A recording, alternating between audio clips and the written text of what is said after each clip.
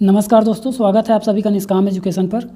आज से हम स्टार्ट कर रहे हैं छत्तीसगढ़ का इतिहास, जिसमें हम महत्वपूर्ण एमसीक्यू देखेंगे जो आपका सीजीपीएससी और प्रयोगशाला परिचारक एग्ज़ाम के लिए, साथ ही छत्तीसगढ़ राज्य के जितने भी प्रतियोगी परीक्षाएं हैं सभी में उपयोगी होने वाला है। तो चलिए शुरू करते हैं, देखते हैं यहाँ पास पहला क्वेश्चन क्या है। पहला क्वेश्चन दिया गया है, निम्न में से किस लेख में कौशल नाम का उल्लेख है। ऑप्शन है प्रयाग प्रशस्ति, जाजल्य देव प्रथम का रतनपुर शिलालेख, सोमेश्वर देव का क्रूसपाल अभिलेख, या फिर पृथ्वीदेव प्रथम का रायपुर ताम्रपत्र। तो इसका करेक्ट आंसर हो जाएगा पृथ्वीदेव प्रथम का रायपुर ताम्रपत्र। इसमें छत्तीसगढ़ का उल्लेख कौशल नाम से मिलता है, जबकि इन तीनों अभिलेखों में क्या मिलता है, दक्षिण कौशल का उल्लेख मिलता है। उपर्युक्त तीनों में क्या मिलता है, दक्षिण कौशल इस नाम का उल्लेख मिलता है, और रायपुर ताम्रपत्र में कौशल नाम का उल्लेख मिलता है। इसके अलावा महाभारत के जो सभा पर्व है, महाभारत के सभा पर्व में इसमें भी कौशल नाम का उल्लेख मिलता है। इसके बाद नेक्स्ट क्वेश्चन देखते हैं। अगला क्वेश्चन है, छत्तीसगढ़ शब्द का सर्वप्रथम प्रयोग किसने किया। ऑप्शन है दलराम राव, गोपाल मिश्र, बाबू रेवाराम, या फिर इनमें से कोई नहीं। इसका करेक्ट आंसर हो जाएगा दलराम राव ने किया था। ये खैरागढ़ के राजा लक्ष्मीनिधि राय के चारण कवि थे। इन्होंने अपनी कविता में सबसे पहले छत्तीसगढ़ शब्द का प्रयोग किया था। इसके अलावा गोपाल मिश्र राज सिंह के दरबारी कवि थे, कलचुरी शासक राज सिंह के दरबारी कवि, और इन्होंने राजनीतिक संदर्भ में सबसे पहले छत्तीसगढ़ का नाम उल्लेख किया। राजनीतिक रूप से किसने सबसे पहले छत्तीसगढ़ का प्रयोग किया, तो गोपाल मिश्र ने। और इसने किस रचना में किया, तो अपनी रचना खूब तमाशा में किया। खूब तमाशा में इन्होंने छत्तीसगढ़ का उल्लेख किया। इसके अलावा बाबू रेवाराम, इन्होंने सबसे पहले साहित्यिक संदर्भ में प्रयोग किया, और किसमें, तो पुस्तक का नाम है विक्रम विलास। इनकी रचना है विक्रम विलास, इसमें इन्होंने इसका उल्लेख किया है छत्तीसगढ़ शब्द का। इसके बाद अगला क्वेश्चन देखते हैं। अगला क्वेश्चन है, छत्तीसगढ़ शब्द का शासकीय रूप से प्रथम प्रयोग कब हुआ। ऑप्शन है 1746, 95, या 1896, या 1909। तो इसका करेक्ट आंसर हो जाएगा 1795। 1795 में बिलासपुर गजेटियर में सबसे पहले प्रयोग हुआ था। इससे पहले 1746 जो है ये गोपाल मिश्र ने इस समय प्रयोग किया था, जो सरकारी रूप से नहीं था, शासकीय रूप से 1795 में किया गया। इसके बाद 1896 में बाबू रेवाराम कायस्थ ने इसका प्रयोग किया छत्तीसगढ़ शब्द का, और 1909 में पुनः शासकीय रूप से किस में किया गया, तो रायपुर गजेटियर में। तो रायपुर गजेटियर में याद रखिए 1909, और बिलासपुर गजेटियर में 1795। तो इनको याद रखेंगे। फिर अगला क्वेश्चन देखते हैं। अगला क्वेश्चन है, सिंघनपुर की गुफाओं के संबंध में कौन सा कथन सत्य नहीं है। तो ऑप्शन है सबसे प्राचीन शैलचित्र प्राप्त हुए हैं, यह कथन सही है। यहाँ पास सबसे प्राचीन शैलचित्र प्राप्त होते हैं, तो यह कथन सही है, और ये सबसे प्राचीन गुफा भी है, सबसे प्राचीन गुफा है। इसके बाद अगला ऑप्शन है, इसकी खोज 1910 में एंडरसन ने की थी, यह कथन भी सही है। इसके बाद गुफाओं की दिशा पूर्वमुखी है, ये गलत हो जाएगा। गुफाओं की दिशा जो है दक्षिणमुखी है, गुफाओं की दिशा दक्षिणमुखी है, और यह चंवरढाल पहाड़ी पर स्थित है। तो ऑप्शन सी करेक्ट आंसर हो जाएगा, गलत कथन है। इसके बाद नेक्स्ट क्वेश्चन है, निम्न में से कौन सा स्थल पूर्व पाषाणकालीन शैल चित्रों से संबंधित नहीं है। ऑप्शन है छापामारा, राजपुर, सोनबरसा, या फिर गीधा। तो इसका करेक्ट आंसर हो जाएगा राजपुर, ये मध्य पाषाणकालीन से संबंधित है। इसके अलावा सभी क्या है, पूर्व पाषाण काल से संबंधित हैं, और पूर्व पाषाण काल में छापामारा, सोनबरसा, गीधा के अलावा भंवरखोल और बुतल्दा भी हैं। भंवरखोल और बुतल्दा भी हैं। तो ये सभी भी पूर्व पाषाणकालीन है। राजपुर बस क्या है, यहाँ पास मध्य पाषाणकालीन स्थल है। अगला क्वेश्चन है यहाँ पास, प्रागैतिहासिक कालीन सर्वाधिक शैलचित्र किस जिले में प्राप्त होते हैं। करेक्ट आंसर हो जाएगा यहाँ पास रायगढ़ जिले में प्राप्त होते हैं। रायगढ़ में छापामारा, गीधा, सोनबरसा, भंवरखोल और बुतल्दा, इन सभी स्थलों में प्राप्त होते हैं। ये सभी क्या है, प्रागैतिहासिक कालीन स्थल हैं। इसके बाद नेक्स्ट क्वेश्चन है, ड्रैगन आकृति के शैलचित्र कहाँ प्राप्त हुए हैं। तो कहाँ से प्राप्त हुए हैं, ऑप्शन है अर्जुनी, चितवा डोंगरी, टेरम, या फिर बोनटीला। करेक्ट आंसर हो जाएगा चितवा डोंगरी। और इसकी खोज किसने की, तो भगवान सिंह बघेल और रमेंद्रनाथ मिश्र, इन दोनों ने इसकी खोज की। और इसके साथ ही साथ ये सभी क्या हैं, नवपाषाणकालीन स्थल हैं, जिनकी खोज किसने की, रमेंद्रनाथ मिश्र और भगवान सिंह बघेल ने की। इसके बाद अगला क्वेश्चन देखते हैं, सीता बेंगरा की गुफा की खोज किसने की। सीता बेंगरा गुफा की खोज, ऑप्शन है रमेंद्रनाथ मिश्र, डॉक्टर भगवान सिंह बघेल, एंडरसन, या फिर कर्नल आउसले। करेक्ट आंसर हो जाएगा ऑप्शन डी, कर्नल आउसले ने इसकी खोज की। इसके अलावा यहाँ पास देखिए रमेंद्रनाथ मिश्र और डॉक्टर भगवान सिंह बघेल, इन्होंने सबसे पहले नवपाषाणिक स्थलों की जानकारी दी, सबसे पहले नवपाषाणिक अवशेषों की जानकारी दी। और एंडरसन ने छत्तीसगढ़ के शैल चित्रों की सर्वप्रथम खोज की। छत्तीसगढ़ में अगर शैल चित्रों की सबसे प्रथम खोज किसने की पूछा जाए तो एंडरसन करेक्ट आंसर हो जाएगा। यहाँ पास कर्नल हाउसले करेक्ट है, ऑप्शन डी। इसके बाद नेक्स्ट क्वेश्चन देखते हैं, निम्न में से कौन सा कथन सही नहीं है। ऑप्शन है उत्तर वैदिक काल में नर्मदा नदी को रेवा नदी के नाम से उल्लेख है, तो बिल्कुल सही कथन है यहाँ पास। कौशिकी ब्राह्मण ग्रंथ में विंध्याचल पर्वत का उल्लेख है। विंध्याचल पर्वत का उल्लेख है कहने का मतलब विंध्याचल मतलब आपका छत्तीसगढ़ का भी उल्लेख है उसमें, छत्तीसगढ़ के कुछ भाग का, तो ये कथन भी यहाँ पास सही है। वैदिक काल में बस्तर को दंडकारण्य कहा गया है, ये कथन यहाँ पास गलत हो जाएगा। वैदिक काल में यहाँ पास दंडकारण्य नहीं कहा गया है बल्कि दक्षिक दिक कहा गया है। क्या कहा गया है यहाँ पास? दक्षिक दिक कहा गया है इसको, तो ऑप्शन सी करेक्ट आंसर हो जाएगा। दंडकारण्य नहीं कहा गया है, दक्षिक दिक कहा गया है। ऑप्शन डी में दिया सतपथ ब्राह्मण ग्रंथ में पूर्वी तथा पश्चिमी समुद्र का उल्लेख है, यह कथन भी यहाँ पास सही है। इसके बाद अगला क्वेश्चन देखते हैं। अगला क्वेश्चन है खरदूषण के वध से संबंधित रामायणकालीन स्थल कौन सा है। ऑप्शन है शिवरी नारायण, खरौद, पंचवटी या फिर दंडकारण्य। खरौद इसका करेक्ट आंसर हो जाएगा। शिवरी नारायण भी रामायणकालीन स्थल है यहाँ पास, यह सबरी से संबंधित है, सबरी के जूठे बेर खाने का यहाँ पास प्रमाण मिलता है। इसके बाद पंचवटी से सीताहरण का उल्लेख है पंचवटी में। और दंडकारण्य में रामायण काल में यहाँ पास उल्लेख है कि वनवास का अधिकतम भाग, वनवास का अधिकांश हिस्सा इन्होंने यहीं बिताया, दंडकारण्य वन में, तो यहाँ पास करेक्ट आंसर ऑप्शन बी है। इसके बाद नेक्स्ट क्वेश्चन देखते हैं। रामायण काल में बस्तर की राजधानी थी, ऑप्शन है दंडकारण्य, कुशस्थली, मधुमंत या फिर दक्षिण कोसल, तो इसका करेक्ट आंसर हो जाएगा ऑप्शन सी मधुमंत। इसके अलावा दंडकारण्य क्या है तो बस्तर का नाम था रामायण काल में, और कुशस्थली क्या है तो छत्तीसगढ़ की राजधानी थी रामायण काल में, तो ये बस्तर है रामायण काल में आपका दंडकारण्य। कुशस्थली क्या है छत्तीसगढ़ की राजधानी है, छत्तीसगढ़ की राजधानी है। और मधुमंत बस्तर की राजधानी है। दक्षिण कोसल क्या है छत्तीसगढ़ का नाम है रामायण काल में, तो दक्षिण कोसल की राजधानी कुशस्थली, दंडकारण्य की राजधानी मधुमंत, याद रखेंगे रामायण काल में। इसके बाद नेक्स्ट क्वेश्चन है निम्न में से कौन सा स्थल अपने प्राचीन नाम से सुमेलित नहीं है। ऑप्शन है सिरपुर का मणिपुर, गुंजी दमऊधारा, आरंग भांडेर या फिर खल्लारी खलवाटिका, तो ये तीनों सुमेलित हैं, ऑप्शन ए करेक्ट हो जाएगा। सिरपुर का मणिपुर नहीं है, बल्कि मणिपुर किसका है, मणिपुर आपका रतनपुर का नाम है। मणिपुर किसका नाम है, रतनपुर का प्राचीन नाम है, जबकि सिरपुर के प्राचीन नाम क्या है, चित्रांगदपुर है, चित्रांगदपुर। और इसके अलावा है श्रीपुर भी इसका प्राचीन नाम है, तो ये दोनों नाम क्या है सिरपुर के हैं। इसके बाद नेक्स्ट क्वेश्चन देखते हैं। नेक्स्ट क्वेश्चन है निम्न में से कौन सा जैन तीर्थंकर से संबंधित स्थल नहीं है।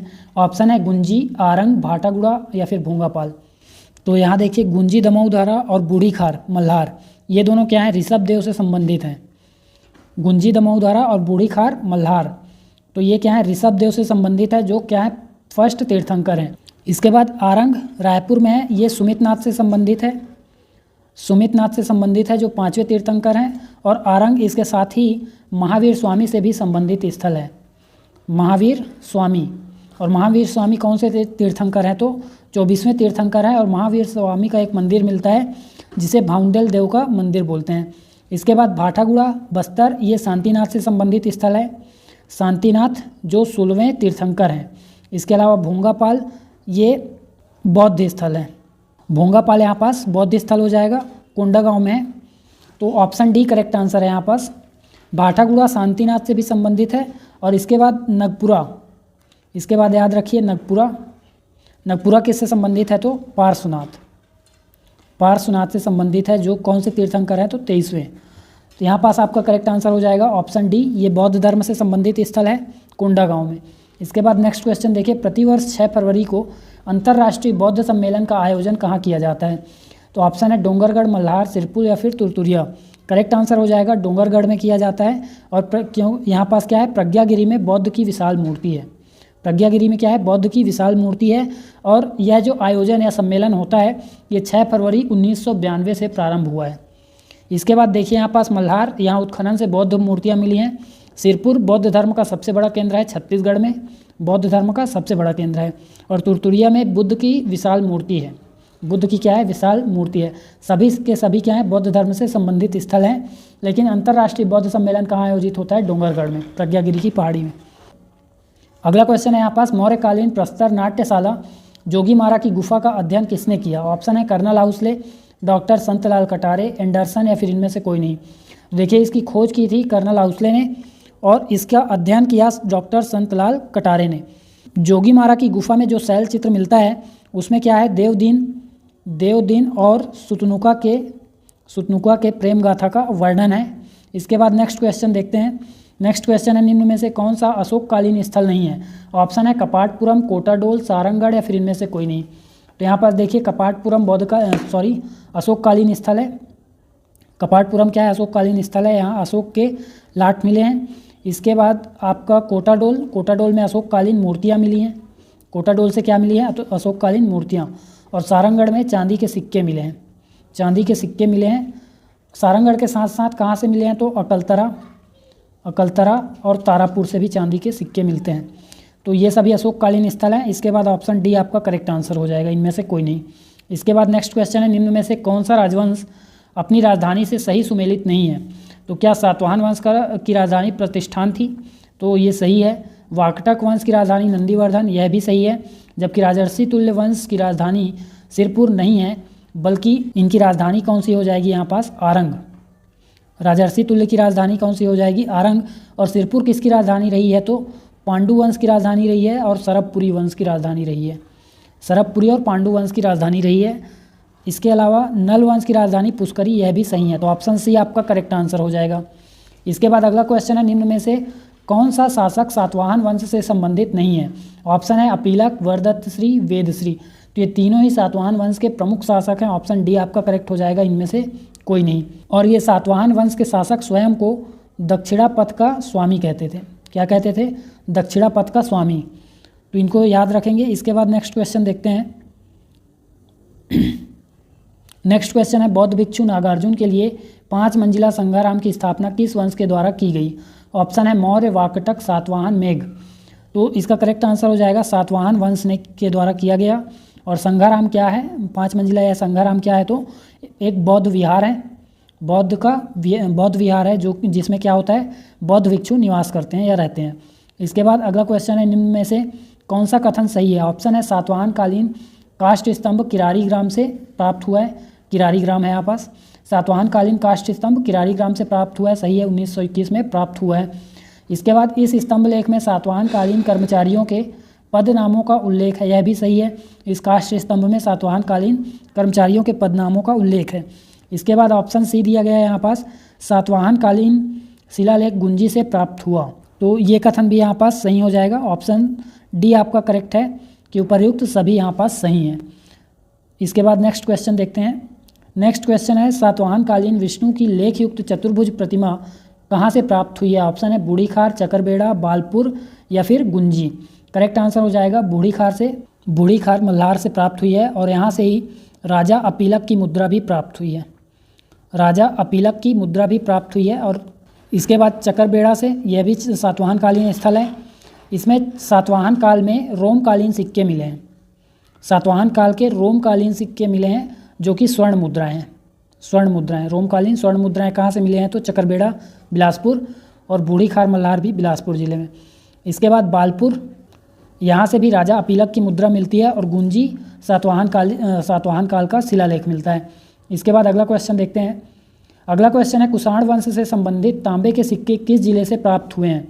ऑप्शन है रायगढ़, बिलासपुर, कोरबा या फिर इनमें से कोई नहीं। करेक्ट आंसर हो जाएगा यहाँ पास बिलासपुर से कुषाण वंश संबंधित तांबे के सिक्के प्राप्त होते हैं। जबकि रायगढ़ और कोरबा से, और साथ ही यहाँ पास तेलीकोट, रायगढ़ के तेलीकोट, इन दोनों जगहों से क्या प्राप्त होता है? तो इनके स्वर्ण मुद्राएं प्राप्त होते हैं कुषाण वंश से संबंधित। इसके बाद अगला क्वेश्चन है, वाकटक वंश के समकालीन नहीं है, तो क्या गुप्त वंश या नल वंश, सातवाहन वंश या फिर इनमें से कोई नहीं? तो यहाँ पास करेक्ट आंसर हो जाएगा सातवाहन वंश, क्योंकि यहाँ पास देखिए वाकटक वंश जो है 250 से 500 ईस्वी तक था, और सातवाहन वंश जो है 72 ईस्वी से लेकर 200 ईस्वी तक था। तो ये दोनों समकालीन नहीं है। जबकि गुप्त वंश क्या है, 319 से 550 तक रहे हैं, और नल वंश 4वीं शताब्दी से लेकर 12वीं शताब्दी तक रहे हैं। तो इसलिए यहाँ पास ऑप्शन सी करेक्ट आंसर हो जाएगा। इसके बाद अगला क्वेश्चन है, छत्तीसगढ़ क्षेत्र में वाकटक वंश के संस्थापक हैं। ऑप्शन है विंध्यशक्ति, प्रवरसेन, रुद्रसेन या पृथ्वीसेन। करेक्ट आंसर हो जाएगा यहाँ पास प्रवरसेन प्रथम। प्रवरसेन बस दिया है, इसका मतलब ये प्रवरसेन प्रथम है। और विंध्यशक्ति क्या किए है, तो वाकटक वंश के ये संस्थापक हैं और छत्तीसगढ़ में प्रवरसेन संस्थापक हैं। इसके बाद अगला क्वेश्चन देखते हैं यहाँ, वाकटक वंश के संबंध में असत्य कथन की पहचान कीजिए। ऑप्शन है वाकटक वंश की आरंभिक राजधानी पुरिका बरार थी, तो ये कथन यहाँ पास सही है। इसके बाद महेंद्र सेन ने राजधानी नंदीवर्धन में स्थापित किया, यह कथन भी यहाँ पास सही हो जाएगा। प्रवरसेन द्वितीय के समय महाकवि कालिदास का छत्तीसगढ़ में आगमन हुआ, ये कथन भी सही है। तो हमें यहाँ पास क्या ढूंढना था, यहाँ पास हमको असत्य कथन की खोज करनी थी, जो यहाँ पास नहीं है, तो ऑप्शन डी करेक्ट आंसर हो जाएगा। इसके बाद अगला क्वेश्चन देखते हैं। अगला क्वेश्चन है, हरीश सेन की प्रयाग प्रशस्ति के अनुसार समुद्रगुप्त ने किस वाकटक शासक को दक्षिण विजय अभियान के दौरान हराया था। ऑप्शन है प्रवरसेन प्रथम, प्रवरसेन द्वितीय, प्रवरसेन या रुद्रसेन द्वितीय। इसका करेक्ट आंसर हो जाएगा महेंद्र सेन। महेंद्र सेन को समुद्रगुप्त ने अपने दक्षिण विजय अभियान के दौरान पराजित किया था। और महेंद्र सेन के साथ साथ नल वंश के शासक व्याघ्रराज को भी पराजित किया था। और दोनों को ही अपनी नीति ग्रहण मोक्ष अनुग्रह की नीति से वापस इनका राज्य लौटा दिया था। अगला क्वेश्चन है, नल वंश के शासक भवदत्त वर्मन है। यहाँ पास क्या है, भवदत्त वर्मन। यहाँ पास भवदत्त वर्मन द्वारा वाकटक शासक नरेंद्र सेन की पराजय का उल्लेख किस अभिलेख में मिलता है। ऑप्शन है रिद्धिपुर अभिलेख, केसरी बेड़ा, पंडिया पाथर या फिर प्रभावती का पूना अभिलेख। तो इसका करेक्ट आंसर हो जाएगा यहाँ पास रिद्धिपुर अभिलेख में उल्लेख मिलता है। केसरी बेड़ा अभिलेख किससे संबंधित है, तो वाकटक शासक पृथ्वीसेन द्वारा नल शासक अर्थप्रतीप भट्टारक की पराजय का उल्लेख है। और यह उल्लेख किसमें, केसरी बेड़ा और पंडिया पाथर दोनों में है। इसके अलावा प्रभावती के पूना अभिलेख से ये पता चलता है कि वाकटकों ने क्या की थी, गुप्तों की अधीनता स्वीकार की थी, गुप्तों के अधीन रहे थे। यह उल्लेख मिलता है प्रभावती के पूना अभिलेख से। यहाँ पास ऑप्शन ए करेक्ट आंसर है। अगला क्वेश्चन है, चंद्रगुप्त द्वितीय विक्रमादित्य का धनुर्धारी सिक्का कहाँ से प्राप्त हुआ है। ऑप्शन है बानाबरत, खरसिया, पिटाईवल्द या फिर खैरताल। तो इसका करेक्ट आंसर हो जाएगा यहाँ पास खरसिया से प्राप्त हुआ है। बानाबरत से भी गुप्तकालीन सिक्के प्राप्त हुए हैं। एक सिक्का कांच का समुद्रगुप्त का प्राप्त हुआ है, ठीक है, एक सिक्का कांच का समुद्रगुप्त का प्राप्त हुआ है, एक सिक्का रामगुप्त का प्राप्त हुआ है और 7 सिक्के विक्रमादित्य के प्राप्त होते हैं। 7 सिक्के कहाँ किसके प्राप्त होते हैं, विक्रमादित्य के। इसके अलावा पिटाईवल्द से कुमारगुप्त के 40 सिक्के प्राप्त होते हैं और खैरताल से 215 उत्पीड़ितांक सिक्के प्राप्त होते हैं, किसके, कुमारगुप्त के प्राप्त होते हैं। और यह क्या है, ये रत्न जड़ित मयूर सिक्का भी इसका प्राप्त होता है कुमारगुप्त का, आरंग से रत्न जड़ित मयूर सिक्का भी प्राप्त होता है कुमारगुप्त का। इसके बाद अगला क्वेश्चन है यहाँ पास, निम्नलिखित में से कौन सा कथन सही नहीं है। ऑप्शन है ताला गांव का देवरानी जेठानी मंदिर गुप्तकालीन स्थल है, सही कथन है यहाँ पास। गुप्तकालीन मंदिर नागर शैली में होते थे, नागर शैली है, ये भी करेक्ट है। और साथ ही साथ ये क्या होते थे, लाल ईंटों से निर्मित होते थे। कोपरा महासमुंद में समुद्रगुप्त की पत्नी रूपा देवी के साक्ष्य मिले हैं, यह कथन भी सही है। तो ऑप्शन डी करेक्ट हो जाएगा, इनमें से कोई नहीं। इसके बाद नेक्स्ट क्वेश्चन है, भानुगुप्त के एरण अभिलेख से कौन से वंश के शासक का उल्लेख मिलता है। ऑप्शन है आपका राजर्षि तुल्य वंश, सरबपुरी वंश, पांडु वंश, वाकटक वंश। करेक्ट आंसर हो जाएगा सरबपुरी वंश। इसमें सरब राज का उल्लेख मिलता है और उसकी पत्नी के सती होने का भी प्रमाण मिलता है। साथ ही साथ भानुगुप्त का जो ये एरण अभिलेख है, इससे सती प्रथा का प्रथम लिखित साक्ष्य मिलता है। अगला क्वेश्चन है यहाँ पास, राजर्षि तुल्य वंश के संबंध में कौन सा कथन यहाँ पास सही नहीं है, पूछा गया है। ऑप्शन है इस वंश को सुरावंश के नाम से भी जाना जाता था, तो ये कथन सही है, सुरावंश के नाम से भी इसे जाना जाता था। इसके समकालीन राजवंश सरबपुरी एवं शैलवंश थे, तो ये कथन भी सही है, सरबपुरी और शैलवंश इसके दोनों के समकालीन थे। और ऑप्शन सी है, इनकी राजमुद्रा में सर्प का चित्र अंकित था, ये कथन यहाँ पास गलत हो जाएगा, ऑप्शन सी करेक्ट आंसर है। तो सर्प का चित्र अंकित नहीं था, बल्कि किसका चित्र अंकित था, तो सिंह का चित्र अंकित था। इसके बाद इन्होंने राजयोगी की उपाधि धारण की थी, यह कथन भी सही है। इसके बाद अगला क्वेश्चन देखिए, निम्न में से कौन राजर्षि तुल्य कुल वंश का शासक नहीं है। ऑप्शन है दैत्य, विभीषण, भीमसेन या फिर रुद्रसेन। इसका करेक्ट आंसर हो जाएगा यहाँ पास रुद्रसेन। रुद्रसेन कौन से वंश का शासक है, तो वाकटक वंश का शासक है। रुद्रसेन वाकटक वंश का शासक है। और राजर्षि तुल्य का जो प्रथम शासक है वह सुरा है। इसी वजह से इसे सूरावंश भी कहा जाता है। और अंतिम शासक कौन है इसमें? भीमसेन, भीमसेन द्वितीय। तो ये आपका अंतिम शासक, ये पहला शासक, और ये सभी शासक हैं इसमें, दयित, विभीषण और भीमसेन। इसके बाद नेक्स्ट क्वेश्चन देखते हैं, राजर्षि तुल्य वंश की जानकारी किस ताम्रपत्र से मिलती है? ऑप्शन है तेरासिंगा ताम्रपत्र, आरंग ताम्रपत्र, पीपरदुल्ला या फिर कुरुद ताम्रपत्र। तो देखिए यहाँ पास सबसे पहले तेरासिंगा ताम्रपत्र को देखते हैं। इसमें पर्वत द्वारक वंश की जानकारी मिलती है, पर्वत द्वारक वंश की जानकारी मिलती है जिसमें, और ये किसका है? तो राजा तुष्टिकर का ताम्रपत्र है, तुष्टिकर ने यह ताम्रपत्र जारी किया था।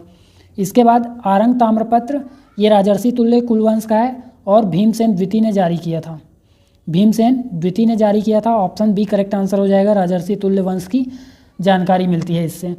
इसके बाद पीपरदुल्ला ताम्रपत्र सरबपुरी शासक नरेंद्र ने जारी किया था, ठीक है, और अपने शासन के तीसरे वर्ष में जारी किया था। कुरुद ताम्रपत्र सरबपुरी शासक नरेंद्र ने ही जारी किया था, और कब किया था? तो शासन के 24वें वर्ष जारी किया था। इसमें याद रखेंगे आरंग ताम्रपत्र करेक्ट आंसर हो जाएगा, भीमसेन द्वितीय ने जारी किया था, और स्वर्णा नदी के तट से जारी किया था, इसको भी याद रखिए। इसके बाद अगला क्वेश्चन है, पर्वत द्वारक वंश का प्रथम शासक कौन था? तो पर्वत द्वारक वंश का प्रथम शासक सोमन्नराज था, और ये दो ही शासक का उल्लेख मिलता है, सोमन्नराज और तुष्टिकर। सोमन्नराज की माता कौस्तुमेश्वरी देवी, सोमन्नराज की माता कौन थी? कौस्तुमेश्वरी देवी। ये जब दाह ज्वर से पीड़ित थी तो इन्होंने देवभोग क्षेत्र को दान कर दिया था। देवभोग क्षेत्र को दान किसने किया? तो सोमन्नराज ने किया। इसके बाद अगला क्वेश्चन देखते हैं यहाँ, नल वंश का वास्तविक संस्थापक कौन था? तो शिशुक, व्याघ्रराज, वृषभराज या फिर वराहराज। तो इसका करेक्ट आंसर हो जाएगा वराहराज। पहला शासक शिशुक, दूसरा व्याघ्रराज, तीसरा वृषभराज और चौथा वराहराज। यही व्याघ्रराज है जिसे हरिसेन की प्रयाग प्रशस्ति में उल्लेख मिलता है कि समुद्रगुप्त ने इसे पराजित किया था। इसके बाद शिशुक जो है इस वंश का संस्थापक है। वृषभराज को भी कभी कुछ स्रोतों द्वारा इसे भी पहला शासक मान लिया जाता है। एसएन राजगुरु और नवीन कुमार साहू ने इन्हें पहला शासक बोला है। निम्न में से कौन सा अभिलेख स्तंभराज की जानकारी देता है? ऑप्शन है कुलिया अभिलेख, रिद्धिपुर अभिलेख, पोड़ागढ़ अभिलेख या फिर राजिम शिलालेख। तो इसका करेक्ट आंसर हो जाएगा कुलिया अभिलेख। इस अभिलेख में उल्लेख है कि वेंगी के चालुक्य शासक कीर्तिवर्मन प्रथम ने नलवंश पर आक्रमण किया था। इसके बाद रिद्धिपुर अभिलेख दिया गया है, ये भौदत्तवर्मन ने नरेंद्र सेन को पराजित करके राजधानी कौन थी? नंदीवर्धन राजधानी को नष्ट कर दिया था, इसका उल्लेख मिलता है। तो इसमें किसके किसके युद्ध का उल्लेख मिलता है? भौदत्तवर्मन और नरेंद्र सेन वाक्टक शासक और भौदत्तवर्मन नलवंश का। इसके बाद अगला जो ऑप्शन दिया है इसमें पोड़ागढ़ अभिलेख में स्कंदवर्मन ने लिखवाया है कि हम विजेता थे और रहेंगे। इसमें क्या लिखा है? विजेता थे, हैं और रहेंगे, ऐसा लिखवाया है किसने? स्कंदवर्मन ने पोड़ागढ़ अभिलेख में। इसके बाद राजिम शिलालेख विलासतुंग द्वारा निर्माण कराया गया। इसमें भी कीर्तिवर्मन द्वारा नलों पर आक्रमण का उल्लेख है। इसके बाद अगला क्वेश्चन है, नल वंश के किस शासक ने सोने के सिक्के जारी किए? ऑप्शन है वराहराज, अर्थपति भट्टारक, भौदत्तवर्मन या उपर्युक्त सभी। यहाँ देखिए वराहराज ने भी सोने के सिक्के जारी किए थे, अर्थपति भट्टारक और भौदत्तवर्मन तीनों ने ही सोने के सिक्के जारी किए थे। तो ऑप्शन डी यहाँ पास करेक्ट आंसर हो जाएगा। इसके बाद अगला क्वेश्चन है, राजिम शिलालेख के संदर्भ में कौन सा कथन सही नहीं है? ऑप्शन है विलासतुंग के द्वारा 700 से 740 के दौरान लिखा गया है, तो राजिम शिलालेख ये कथन यहाँ पास सही है। इसके अलावा अगला जो ऑप्शन है, इससे स्कंदवर्मन, पृथ्वीराज और विलासतुंग की जानकारी मिलती है, तो ये कथन यहाँ पास गलत हो जाएगा। ऑप्शन बी करेक्ट आंसर है। स्कंदवर्मन की जानकारी इसमें नहीं मिलती है, बल्कि विरूपाक्ष, पृथ्वीराज और विलासतुंग की जानकारी मिलती है। ये दोनों रहेंगे और साथ में कौन रहेगा? विरूपाक्ष, इन तीनों की जानकारी मिलती है। इसके अलावा सी ऑप्शन दिया, इस शिलालेख के अनुसार चालुक्य शासक कीर्तिवर्मन ने नलों पर आक्रमण किया था, यह कथन भी सही है। तो ऑप्शन बी यहाँ पास करेक्ट आंसर हो जाएगा।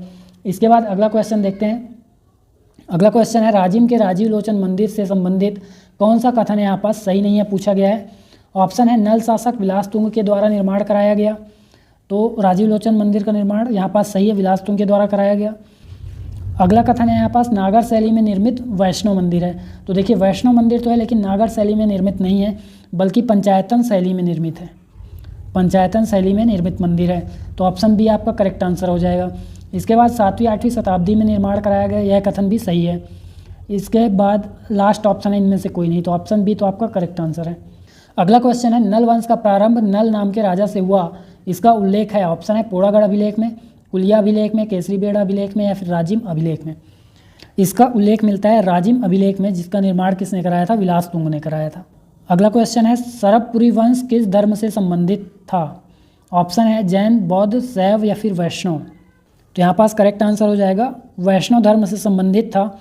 इसके संकेत मिलते हैं कि इनकी राजमुद्रा में गजलक्ष्मी का होना, गजलक्ष्मी का अंकन, इसके अलावा राजकीय उपाधि इन्होंने परम भागवत की धारण की थी, परम भागवत की राजकीय उपाधि धारण करना, भाषा संस्कृत का प्रयोग, ये सभी क्या है? इसके संकेत मिलते हैं कि ये वैष्णव धर्म मतावलंबी थे।